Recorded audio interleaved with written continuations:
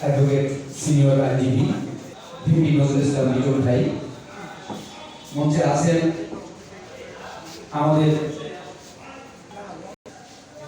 ইব্রাহিম ভাই এখন আনুষ্ঠানিকভাবে আমাদের কার্যক্রম পবিত্র কোরআন থেকে তেলাওয়াতের জন্য বিনীত।